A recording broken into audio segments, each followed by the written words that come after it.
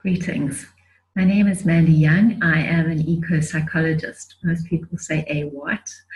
Well, the short version is I do personal development African bush style. I spent a quarter of a century with wild animals like white lions, mountain gorillas, painted hunting dogs or wild dogs, elephants, meerkats, swimming with dolphins, walking with the Bushmen and the Maasai. An amazingly privileged journey that's helped me to understand that good mental health and environmental sustainability go hand in hand. So you can forget about conservation unless you change human mindsets. And as we have become more alienated from the recognition of our interdependence with nature, we become disconnected and unkind to ourselves, to each other, to the world that sustains us.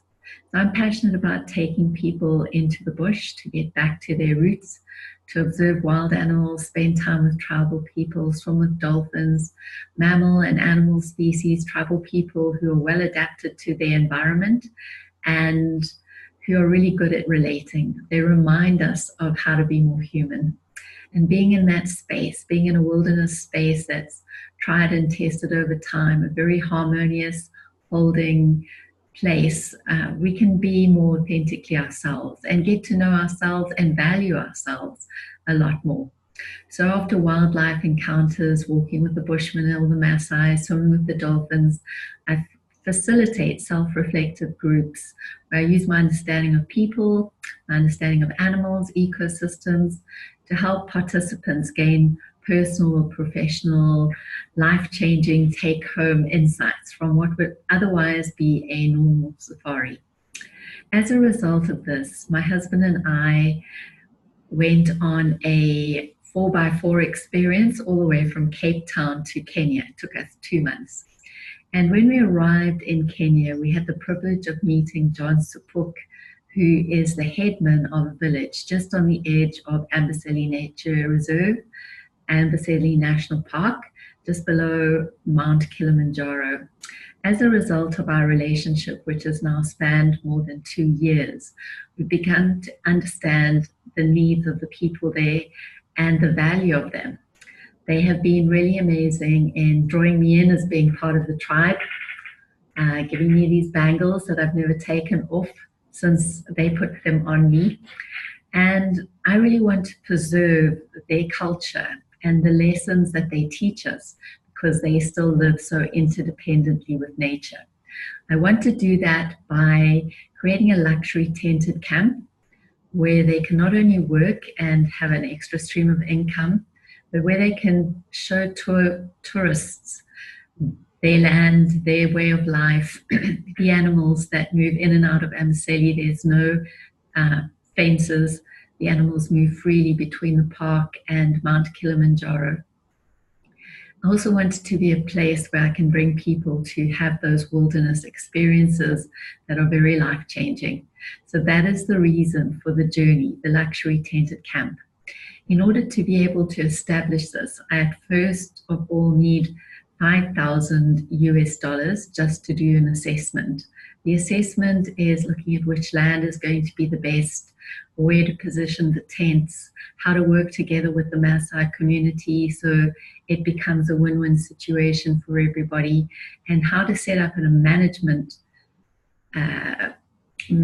profile there that includes the Maasai and where everybody benefits. That is the first step. The second step is to find an investor who has up to $2 million to establish the whole camp. Now, I'm not in this to make money. Obviously, I do need to survive, but I'm in this really to see the culture of the Maasai being protected. There's so many tribal people in our world that are being pushed out by our westernized ways, and we desperately need them because we need them as a way of reminding us of how to return to a life that are small clans and communities where there is a healthy respect for one another, there's mutual accountability, where transactions take place based on trust. So they teach us so much that we have forgotten in our very busy lifestyles. And obviously, my passion is to help people reconnect with the roots of who they really are. We evolved in adaptation to nature, spiritually, soulfully, emotionally. And as soon as we get into a natural space, we feel this relaxation, this connection, this sense of ease. And it's because we really need to recognize that interdependence. So I really want this to be a place where people can come, where they can rest, where they can restore their souls, where they can find who they really are, where they can dream big again, and they can contribute back into the Maasai people and into this beautiful wilderness space. The elephants there have been researched by Cynthia Moss, who's written a book, I think The Voice That Thunders, something like that, about animal elephant communications.